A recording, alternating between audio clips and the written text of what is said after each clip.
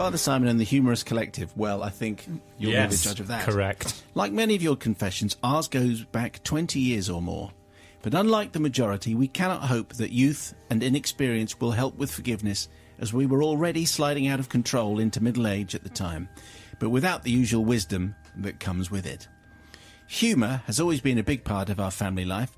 My husband, let's call him Winston, and I, Paula, have done our best to toughen up our kids by telling them all sorts of rubbish, which they happily believed and passed on to their friends and teachers. For years, we've been jumping out of cupboards at them and generally showing them the funny side of life. And how it helps in most situations. What's it life like at home? Well, Mum and Dad, they're jumping out of cupboards. Lively. Sounds like Cato. In the main, they, and now the grandchildren, have developed into well-rounded, interesting members of society and always have a funny story to tell at parties. I think the key words in that sentence were in the main. In the main. The incident in question happened one sunny day in Devon, hence the title of this, in the early 90s, when Winston and I managed to sneak away for a few days, just the two of us. We didn't have to spend any time in amusement arcades, family entertainment shows, or any of the other usual holiday torture that parents have to endure. We took ourselves off on long country walks, ending up in pubs that provided the best beer and wine in the country. It was bliss. This particular day, we found ourselves off the beaten track on moorland, and after a longish walk, I decided to sit and enjoy the wonderful views while Winston strolled off down the hill to explore, calling out that he wouldn't be long, and then we'd find somewhere nice for lunch. Okay? All good so far. So fun. Yeah. How could this possibly go wrong?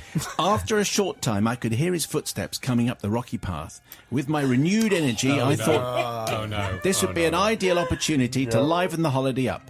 So creeping behind a conveniently positioned large rhododendron bush, fully bloomed with large deep pink flowers, I waited silently as the steps came closer and closer. With years of practice, I picked the perfect time to leap out, with both arms and legs spread out like a star, my best gurning face and my loudest warrior cry, "Simon, this is your bit." Hey, here we go. My goodness. Should have a picture of that. Yes. You done your trousers in? My back hurts now. Yes. Everything then seemed to happen in slow motion as a young couple in front of me, dressed in sensible walking gear, complete with map in a plastic container around their neck, leapt into the air, and a look of horror came over their faces.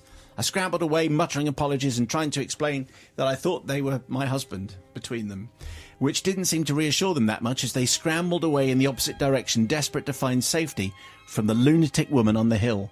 Shortly afterwards, Winston appeared, crying with laughter. He'd heard the noise of my best warrior voice and the screams of the terrified couple, and rather than come to help me with my explanation, he decided to hide and let me mumble my way out of my embarrassment.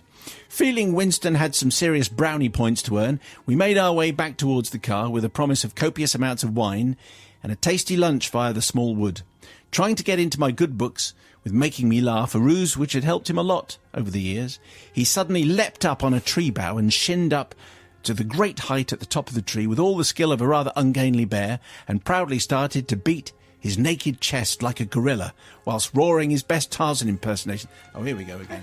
Go on. Another chance to shine, Simon, says Paula. Well, we've done the yodeling thing, haven't we? Yeah, So very it's much kind of- related, yeah. I'm on top of the tree. Don't forget he's Beating shirtless. your naked chest. He is, you do need to be naked for this. Is that right? There's no need for that. Wow. I think you popped a rib. Gifted.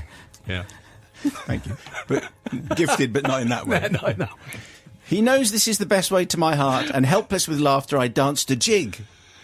I was indeed his Jane, and it was at this point, of course, out of the corner of my eye, I spotted the same young, sensibly dressed couple who had unfortunately also chosen that route, and without giving me the chance to explain this time, they sprinted away with the now familiar look of horror on their faces. It's the lunatic woman on the hill. Run for your life.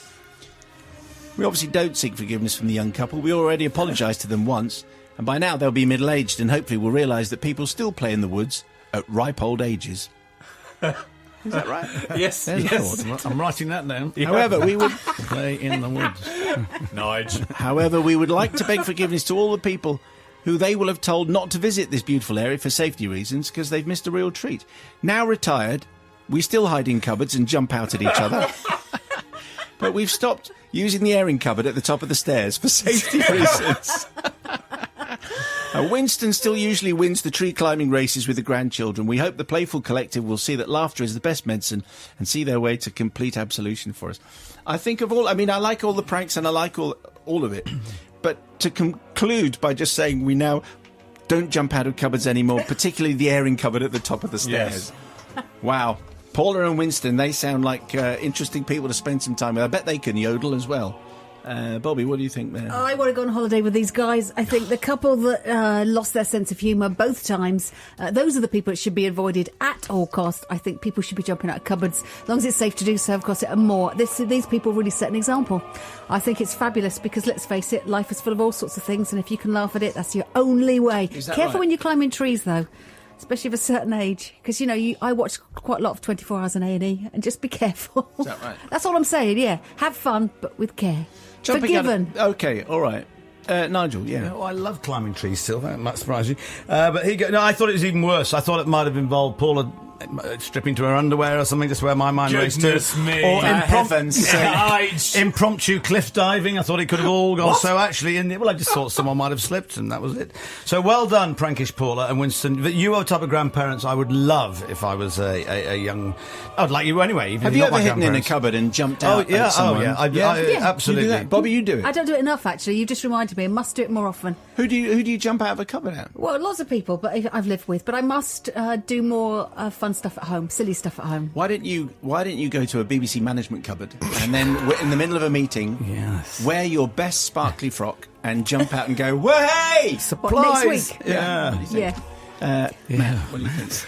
Yes, every couple should really have a warrior voice that they share together. I should be suggesting that to... You've got a warrior face. Yes, I've got a warrior face, definitely. That's come out a couple of times. I am obviously going to forgive, because number one, I always forgive, and number two, because they managed to put your back out in doing your star dance there. So, yes, I did definitely. actually genuinely do a star. You I did, tried to do a star. yeah. And the beating of the chest. There's a radio first. So that's a forgiveness. Yes. You'll have to rub some arnica on that later. Why? On your rib. I think you did a rib. I could hear it go. I'm going. It's okay.